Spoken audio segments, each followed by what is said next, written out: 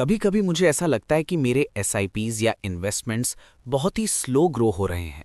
मैं हर महीने डिसिप्लिन से पैसा डाल रहा हूं, लेकिन जब पोर्टफोलियो खोलकर देखता हूं तो रिजल्ट उतना एक्साइटिंग नहीं लगता। ऐसा लगता है जैसे मेहनत ज़्यादा और आउटपुट कम। नमस्कार दोस्तों, मनी मोटिवेशन में आपका स्वागत है। अगर आप मोटिवेशन और पैसों से जुड़ी जानकारी चाहते हैं तो ये चैनल आपके लिए है। वीडियो को अपना प्यार देने के लिए और शेयर करें, चैनल को सब्सक्राइब करें और अपने सवाल कमेंट बॉक्स में पूछें। चलिए शुरू करते हैं। लेकिन आज मैं आपको बताऊंगा कि ये फ्रस्ट्रेशन नॉर्मल है। ये एक्चुअली कंपाउंडिंग का पहला स्टेज है, जिसे मैं एफर्ट स्टेज कहता हूं। और अगर आप इस स्टेज को समझ गए और इसे सरवाइव कर गए तो आगे वेल्थ बिल्डिंग की पूरी जर्नी स्मूथ हो जाएगी। एफर्ट स्टेज क्या है? एफर्ट स्टेज यूजुअली पहले 3 से 5 साल का होता है। इस टाइम पर आप एसआईपी करते हो, इन्वेस्टमेंट्स करते हो, लेकिन रिटर्न्स देखकर लगता है बस इतना ही। आपको लगेगा कि पैसा ग्रो ही नहीं हो रहा है। असल में यही वो स्टेज है जो सबसे मिसलीडिंग है, क्योंकि यहाँ आपके पैसे ने अभी तक खुद से पैसा बनाना स्टार्ट नहीं किया। आप सिर्फ सीड्स बो रहे हो, लेकिन ज़मीन के अंदर क्या चल रहा है वो आपको दिखाई नहीं देता।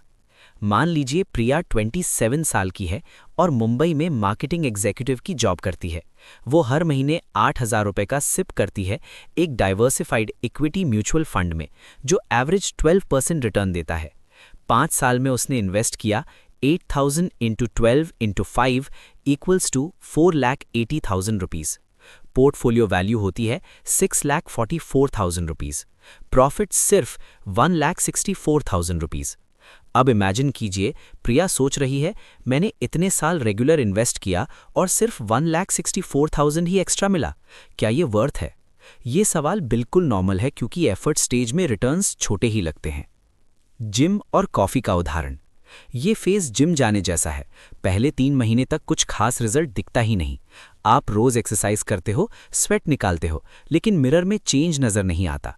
इसका मतलब क्या आप टाइम वेस्ट कर रहे हो? बिल्कुल नहीं, क्योंकि मसल्स ग्रो होने में टाइम लगता है।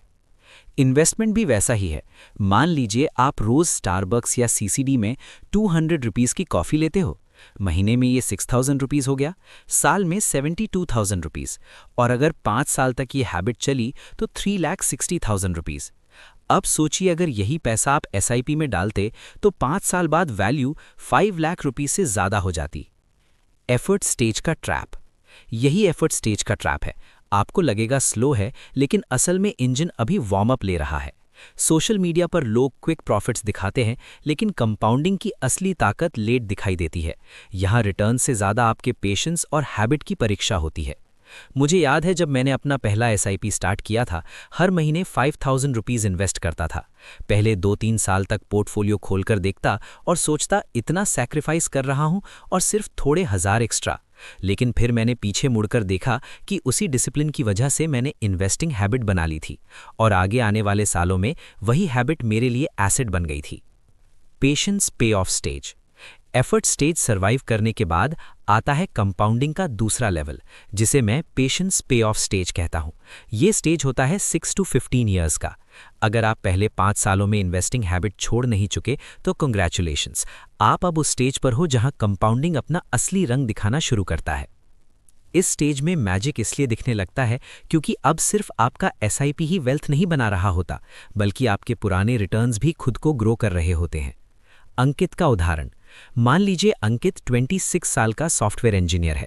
उसके दोस्त नई बाइक्स खरीद रहे थे, गैजेट्स ले रहे थे, और अंकित उसका एसआईपी साइलेंटली हर महीने पैसे डिडक्ट करता जा रहा था। 5 साल बाद total investment 6 lakh rupees, value 8.2 lakh rupees, profit 2.2 lakh rupees. ज़्यादा एक्साइटिंग नहीं।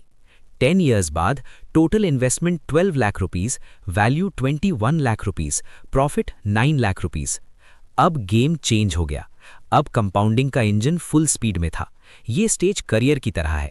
शुरुआत में सैलरी छोटे होते हैं, 5% या 10%, लेकिन 10 ईयर्स बाद जब आपकी बेस सैलरी हाई हो जाती है तो वही 10% इंक्रीमेंट लाखों में होता है। बंबू ट्री और घर का उदाहरण। आपने कभी देखा है कि बंबू ट्री कैसे ग्रो करता है? पहले 5 साल तक जमीन के अंदर ही उसकी रूट्स ग्रो होती रहती है। ऊपर से लगता है कुछ हो ही नहीं रहा, लेकिन छठे साल से अचानक वो तेजी से ऊपर बढ़ता है। कुछ ही हफ्तों में करीब 60 to 80 फीट टॉल हो जाता है। EMI versus SIP. सोचिए कोई पर्सन 10,000 रुपीज़ महीने ईएमआई भर रहा है बाइक लोन पर।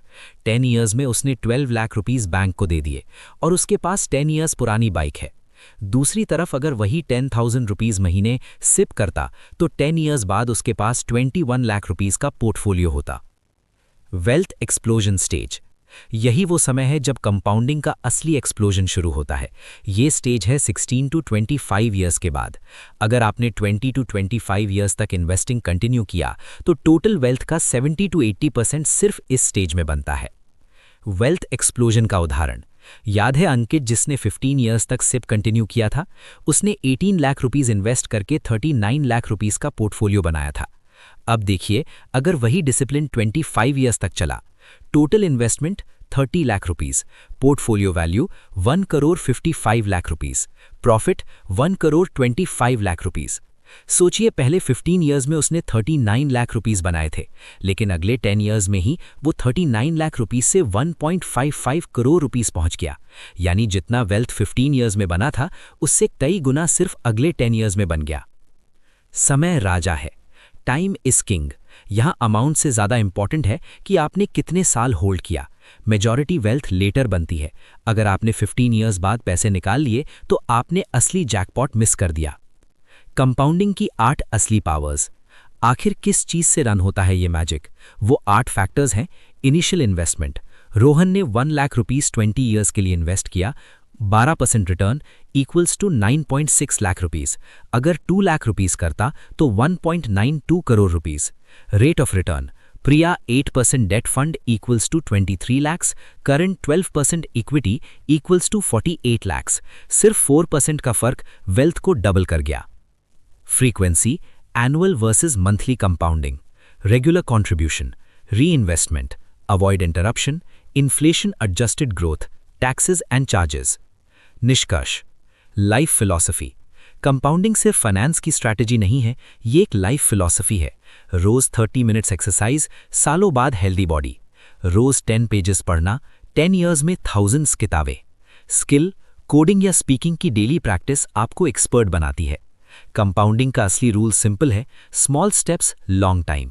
चाहे आप 25 के हों या 40 के, स्टार्ट करो, कंसिस्टेंट रहो और टाइम को अपना काम करने दो। फ्यूचर में आपका खुद का वर्जन आपको थैंक यू बोलेगा। अगर आपको ये वीडियो हेल्पफुल लगी हो तो चैनल शेयर करें और सब्सक्राइब जरूर करें।